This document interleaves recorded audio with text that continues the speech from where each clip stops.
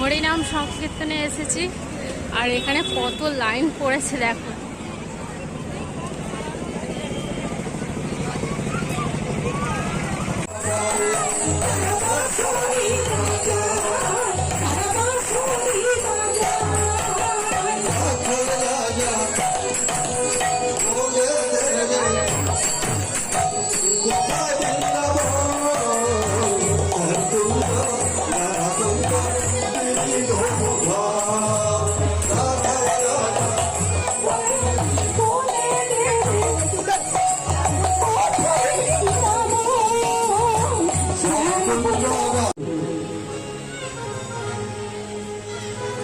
कृष्ण जिनको नाम है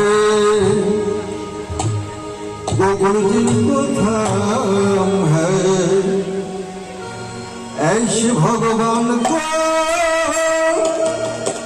बरग भर को नाम है कृष्ण जिनको नाम है गोकुल जिनको धाम है ऐसे भगवान।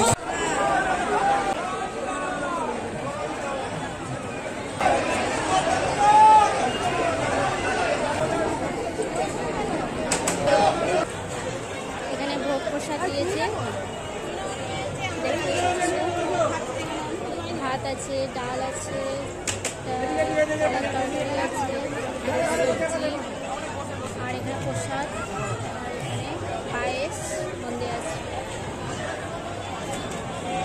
আর এখানে সবাই খাচ্ছে।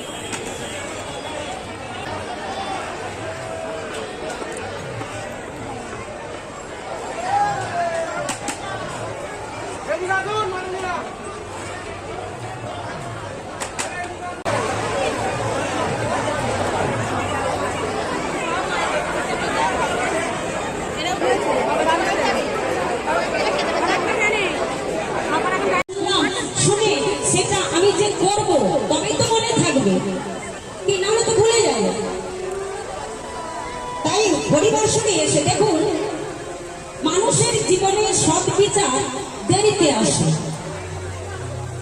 সৎ বিচার তাড়াতাড়ি আসে, দেরিতে আসে কিন্তু তাড়াতাড়ি চলে যায়। আর দুর্গুণ তাড়াতাড়ি আসে কিন্তু তাড়াতাড়ি যায় না। তাড়াতাড়ি আসে দুর্গুণ কিন্তু তাড়াতাড়ি যায় না। আর সৎ বিচার সদ্গুণ দেরিতে আসে কিন্তু তাড়াতাড়ি চলে যায়। যেমন আপনাদের বাড়িতে যদি কোনো সাধু ব্যক্তি আসে, যদি কিছু চায়, আপনি যদি দুটো হাত জোড়ো করে বলে দেন যে বাবা আমার বাড়িতে কিছু নেই, আমি কিছু দিতে পারছি না, তিনি কি তখন কোনো প্রতিবাদ করে, প্রটেস্ট করে? অমনি চলে যান। কোনো প্রত্যুত্তর করেন না, অমনি চলে যান। কিন্তু যদি দুষ্কৃতী ব্যক্তি আসে, কি যদি চোর আসে, ডাকাত আসে, দুর্জনী ব্যক্তি আসে, কি করবে মা? বাড়ির যা কিছু আছে সব লুট করে নিয়ে যাবে, শেষে কি আমার জীবনটাকে। তাই মানুষের জীবনে দুর্গুণ তাড়াতাড়ি আসে কিন্তু তাড়াতাড়ি যায় না, আর সদ্গুণ দেরিতে আসে কিন্তু তাড়াতাড়ি চলে যায়। সেই জন্য দেখবেন বিশেষ করে বিদ্যালয়ে লেখা থাকে শিক্ষার্থ আইয়ে সেবার্থ যাইয়ে। মানে শিক্ষার জন্য এসো আর সেবার জন্য যাও। সেবা করলে তবেই তো মনে থাকবে। ভগবান এত সুন্দর দেহ দিয়ে আমাদের পাঠিয়েছেন এই জগৎ সংসারে কেন? যেটা চণ্ডীদাস ঠাকুর বলেছেন সবার উপরে মানুষ শুদ্ধ তাহার উপরে নাই। কেন মানুষকে সবার উপরে শ্রেষ্ঠ করেছেন? কেন দেবতারাও আশা করে যে আমরা তবে মাটিতে গিয়ে মর্তভূমিতে গিয়ে আমরা মানব দেহ পাবো। কেন না মানব দেহ হলো একমাত্র কৃষ্ণ ভজনের। হরি হরি কোনো দেহে হয় না। মানুষের বিবেক আছে, বুদ্ধি আছে, কোনটা ভালো কোনটা মন্দ তারা বুঝতে পারে, কিন্তু আমরা মানুষ হয়ে কি করছি? তবু প্রথমবারই এসেছিলাম সেই 19 সালে, আজকে এসেছি 26 সালে। আমার তারকরা এবং গৌতমরাও আছেন আপনাদের সঙ্গে, এনাদের ভালোবাসা আপনারাও ভালোবাসেন, মনে রেখেছে আমার মতো দিন না ঢুকতে এনাকে।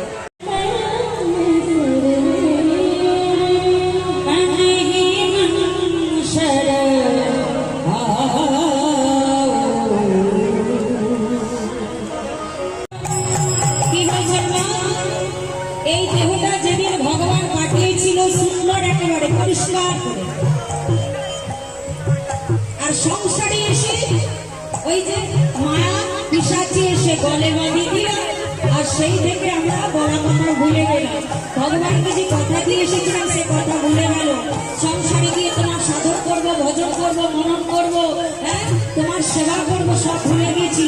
এবার শুধু সংসারে এসে আমার ছেলে, আমার বাবা, আমার মা, জমি জায়গা, বাড়ি ঘর সব সারাদিন ময়লা করেছি, কাম ক্রোধ লোভ মোহ মদ মাৎসর্য। তো এই নয় চরণ আশ্রয় করতে হবে, নামরূপ সামান দিয়ে পরিষ্কার করতে হবে, কি আর নয় বাড়ি দিয়ে, তবেই পরিষ্কার হবে। বিদায় গৌর প্রেমানন্দে হরি হরি বল। তাই বলছে তুনে মুঝকো জব ভেজা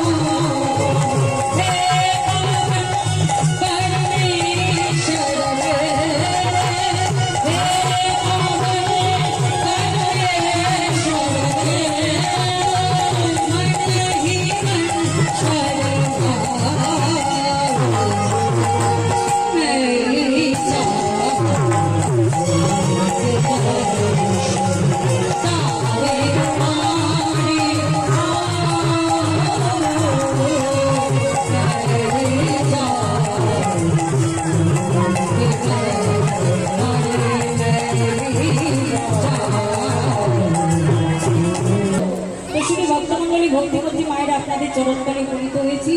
সকলে এই দিনহীনা ভক্তিহীনাকে আশীর্বাদ করুন, কারণ ভক্ত কৃপা না হলে কৃষ্ণ কৃপা হয় না। আপনারা ভক্ত এই দিনহীনা ভক্তিহীনাকে চরণে ঠাঁই দিয়ে আশীর্বাদ করুন, কৃপা শেষ করুন, যেন শ্রী শ্রী গুরুপদে মন্দিরকে শ্রী শ্রী গৌর গোবিন্দকে মধুময় লীলা কথা বর্ণনার আমার মতো ভক্তিহীনার কীর্তির সক্ষমতা হয়। সবাই মিলে দুটো বাহু তুলে একবার আশীর্বাদ করে বলুন নিদায় গৌর প্রেমানন্দে হরি হরি হরি। তো শুধু ভক্তমন্ডলী ভক্তি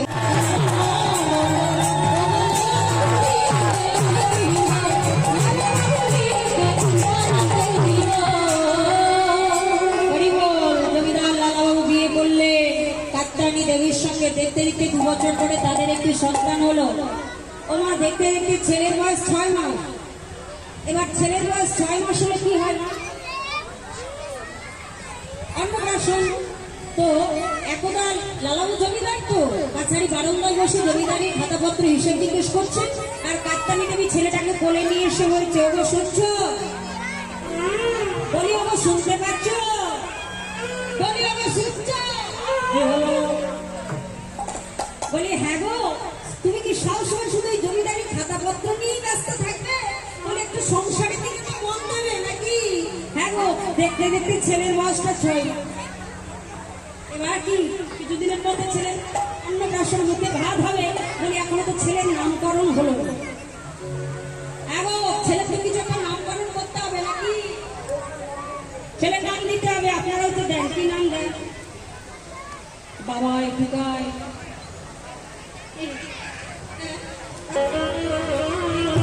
অজামিল ছেলের নাম রেখেছিল নারায়ণ। মৃত্যুর সময় সেই অজামি ভগবানকে ডাকতে পারেনি, তার পুত্রকে ডেকেছিল নারায়ণ নারায়ণ বলে। দেহান্তকালে তার আত্মা বিষ্ণুলোক প্রাপ্ত হয়েছে। ওগো কাত্যায়নী, আমি আমার ছেলের নাম দেব কি জানো? নারায়ণ। আপনারা রাখেন ঠাকুর দেবতাদের। এখন বর্তমান যুগে আমার বৌদির মনিরা যারা রয়েছেন, দিদি ভাইরা, ছেলে মেয়েদের নাম ঠাকুর দেবতাদের নাম রাখেন।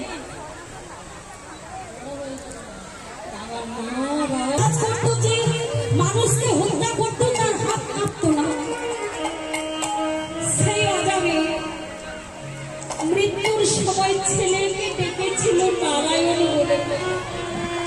তার নামের যে দাহিক শক্তি দেখুন, নারায়ণ নারায়ণ বলেছে, 3 বারে বেলা বলতে পারে না, ও নারায়ণ আয়, ও নারায়ণ আয়, ও নারায়ণ।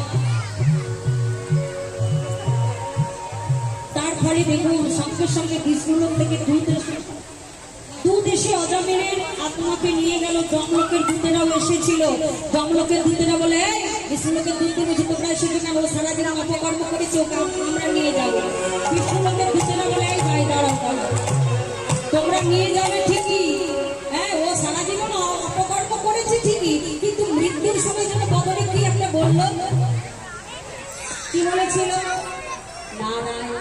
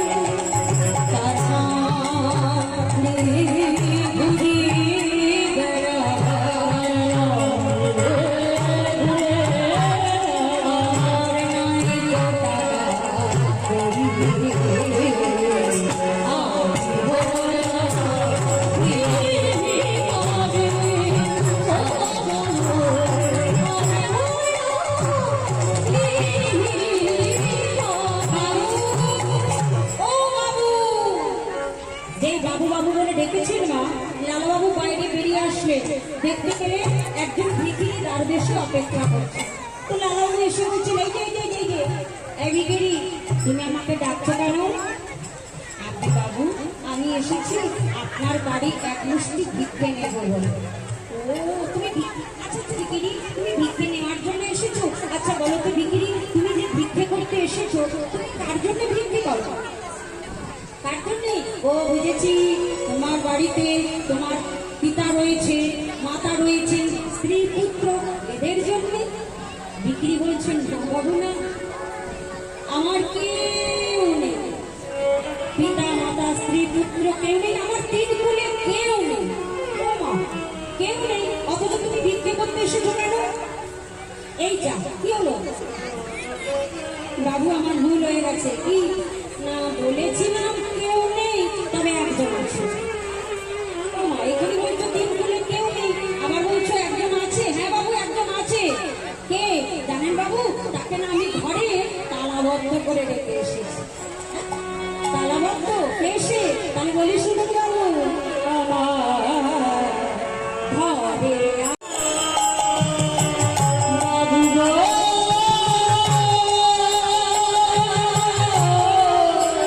বাবু, ও বাবু,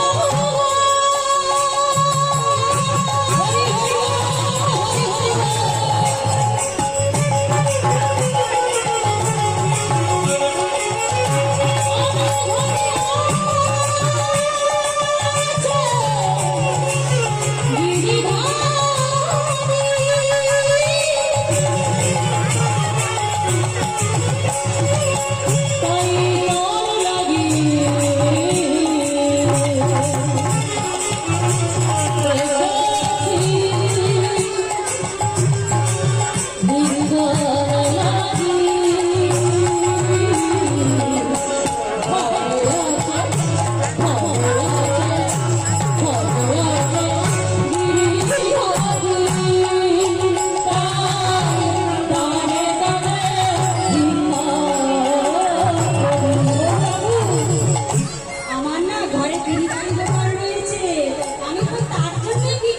এসেছি। আর জানেন বাবু, আপনি যা দেবেন আমি তাই নিয়ে গিয়ে বাড়িতে নিজের হস্তে রন্ধন করে যা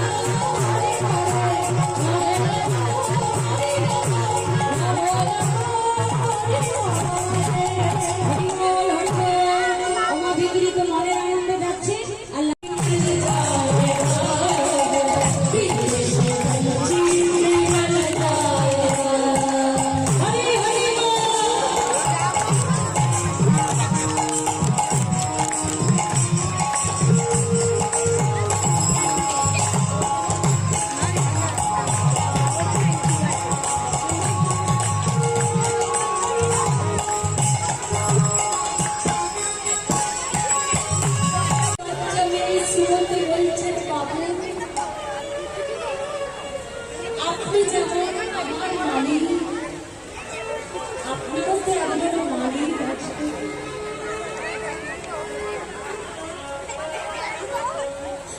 বাবু, আপনার তো একজন মালিক আছে,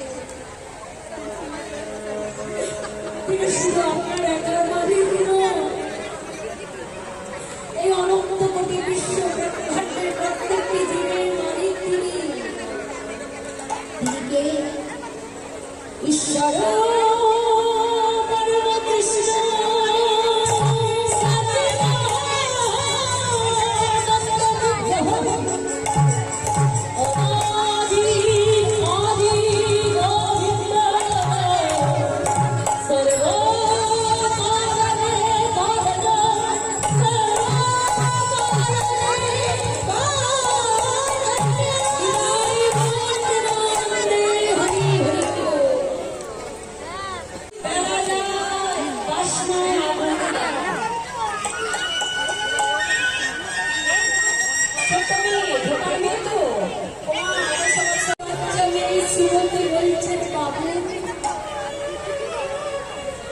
আপনি জানেন আমার মালিক, আপনারও তো একজন মালিক আছে।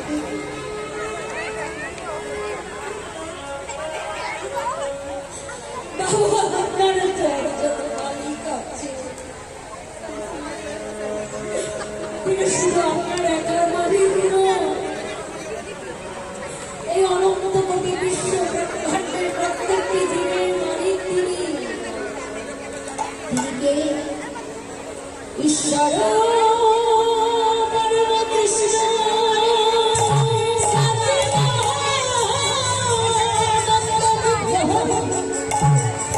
অনাদি আদি গোবিন্দ সর্ব কারণে কারণ